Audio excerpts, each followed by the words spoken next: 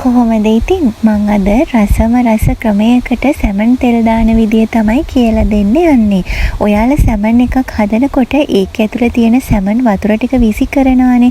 ඒක විසි කරන්නේ නැතුව ඒකත් එකතු කරලා රසම රස සැමන් තෙම්පරාදුවක් හදාගන්න විදිය එන්නකො මම කියලා දෙන්න. ලොකු ප්‍රමාණයේ සැමන් එකකට මෙන්න මේ දේවල් ටික ලේස්ති කරගන්න.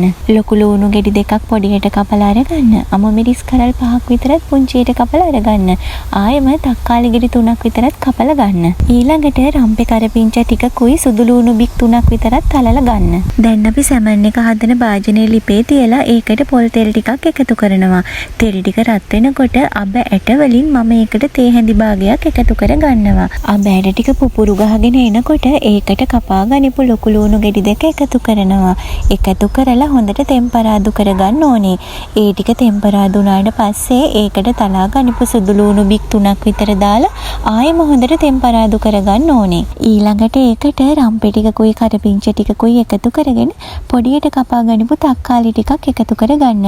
සාමාන්‍යයෙන් තක්කාලි ගෙඩි 3ක වගේ ප්‍රමාණයක් ලොකු සැමන් එකකට ඇති. ඒකත් එකතු කරගෙන හොඳට තෙම්පරාදු කරගන්න.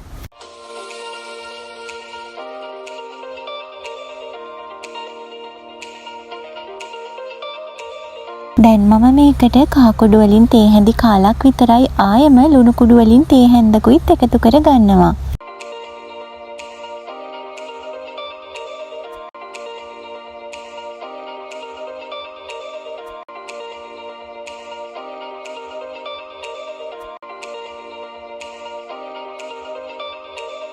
මෙන්න මේ ප්‍රමාණයට තෙම්පරාදු වුණාට පස්සේ මම ඒකට කෑලි මිරිස් වලින් තේ හැන්දක ප්‍රමාණයක් එකතු කර ගන්නවා. ආයෙ මේකට පොඩියට කපා ගනිපු අමු මිරිස් කරල් 5ක වගේ ප්‍රමාණයකුත් එකතු කර ගන්නවා. ඊට පස්සේ ඉතින් මම එකතු කරන්නේ නයි කොච්චි වලින්. එහෙම නැත්නම් එඬේර මිරිස් කියලාත් මේවට කියනවා. ඒ වගේන් මම පොඩි කෑල්ලක් කපලා එකතු කර ගන්නවා. ඒක ඔයාලා කැමති නම් විතරක් එකතු කර ගන්න. හැබැයි තෙම්පරාදුවකට මේක එකතු කරාට පස්සේ හරිම රසයි. මේ වෙලාවේදී තමයි මම ඒකට සැමන් එකේ වතුර ටික එකතු කරගන්නේ. ගොඩක් අය මේ සැමන් එකේ තියෙන වතුර ටික පාවිච්චි කරන්නේ නැහැ. ඒක විසි කරලා සැමන් කෑලි ටික විතරයි ගන්නෙ. ඉතින් මේ සැමන් ටින් එකක් ඇතුලේ මේ වතුරත් එක්කමනේ කෑලි ටික කාලයක් තිස්සේ තියෙන්නේ. ඉතින් ඒ නිසා මේ වතුර ටික පාවිච්චි කරාට ප්‍රශ්නයක් නැහැ කියලා මට හිතෙනවා. එහෙම හිතලා ඉතින් මම සැමන් කොහොමත් කන නිසා ඒකට වතුර ටිකත් එකතු කරලා රසම රස තෙම්පරාදුවක් හදා ගන්නවා. ඔයාලත් එක දවසක් හරි මෙහෙම හදලා බලලා කන්නකෝ වෙනස තේරෙයි ඔයාලටත්. මෙන්න මේ පදමට ආවට පස්සේ මම ඒකට අර සැමන් කෑලි ටික එකතු කර ගන්නවා. සැමන් කෑලි ටික එකතු කරාට පස්සේ ගින්දර ගොඩක් අඩුවෙන් තියාගන්න. ආයෙම ඔයාලා මතක තියාගන්න ඕනේ මේ වෙලාවට අත තද කරලා හැන්දෙන් ගොඩාක් කලවම් කරන්න යන්න එපා. එහෙම වුණොත් මේ සැමන් කෑලි ටික චූටියට කැඩිලා යන්න පුළුවන්.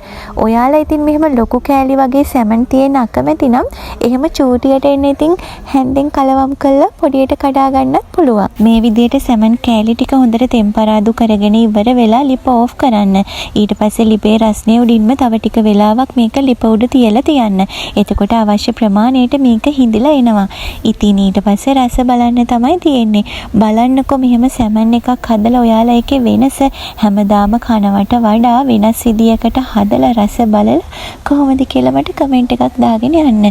මෙහෙම හැදුවොත් නම් ඔයාලායම කවදාවත් සැමන් එකේ තියෙන වතුර ටික නම් විසි කරන එකක් නැහැ. ආයෙම දවසක් මේ වගේ රෙසිපි එකක් අරගෙන එනකම් එහෙනම් මම ගිහිල්ලා එන්නම්.